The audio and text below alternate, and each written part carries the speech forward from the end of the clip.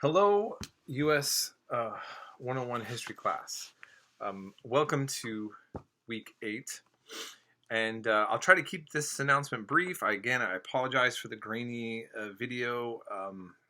My nicer camera just isn't seeming to work anymore consistently. So that's that. So let's see. There's a few things I want to say. First of all, I think most of you are really doing great. I am getting a little behind on some of my grading, and I'm trying to keep up. I had another late start class that I'm starting to teach also. So just bear with me. I want to always encourage you that if you're having an issue with anything, if you don't understand why I graded something the way I did, please reach out to me. And please take advantage of the Zoom office hours. Some students already have, and I think that they found that was helpful for them. So, okay. So I'm just going to say a few things, like I said, and then I'm just going to let you go. But we're covering Andrew Jackson this week in the module. Very controversial and very interesting president in the United States. His importance cannot be overstated, but also again the controversy and the idea of Native American or Indian removal ends up being a part of that legacy.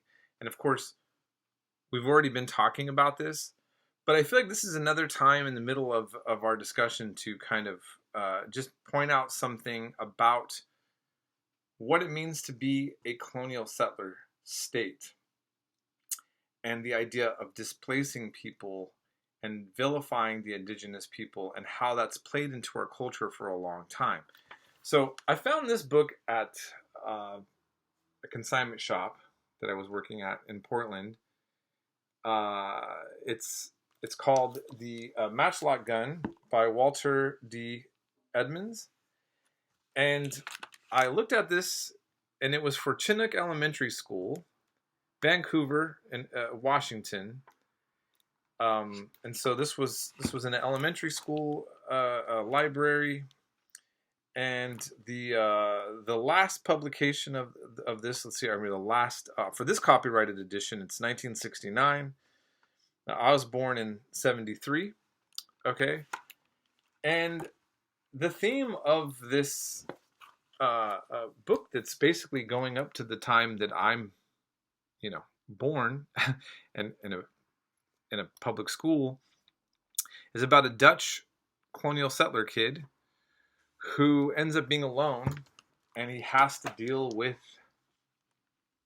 Indians on the night, Indians on the farm, and it portrays them as coming after him in a threatening way. You have the white woman being chased by the Native Americans to hurt her. See one, he even throws a weapon at her. And the boy finds the gun and he shoots. And what does it say here at the end? So it says he basically, let's see, I'll get to the end here.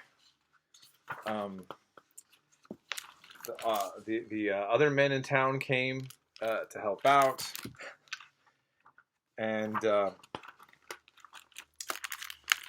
then here it says the militia returned. It says Trunis, riding in with his half dozen militiamen, found them so: Gertrude still unconscious, Trudy asleep, and Edward sitting up with a gun across his knees, the bell mouth pointing at the 3 dead Indian bodies. That's what it says. 3 dead. On their way in, the men had found the barns burned and the brick house, and grandmother Van Alstyne and her slaves barricaded, refusing even then to come out. And in the creek valley they had found another Indian crippled and had killed him. But now, while Tunis picked up Gertrude, the others just sat there sat their horses and stared at Edward uh, uh, to the dead Indians. They sneaked by us, Mercy said. Who shot them, Edward? I did, with a Spanish gun, said Edward. You've killed more than all the rest of us put together, he explained, and he picked up the gun and hefted it. But before he could say anything more, plump Trudy woke up suddenly. Berhum optsum. Zoom, she said. This is a Dutch. I'm not pronouncing it very well, but Dutch ring. Pointed solemnly at Edward. The end. Wow. Okay. So, this is the kind of kid books that were popular all the way up close to the time of my birth. And so, when it and the mention of slavery, like it was just natural, of course, for the white women, and then just the Indians were just a backdrop, like wild animals to be slaughtered by this young boy, celebrating this. The whole point of this thing is to celebrate this, him and his gun. So just think about that as a part of our culture.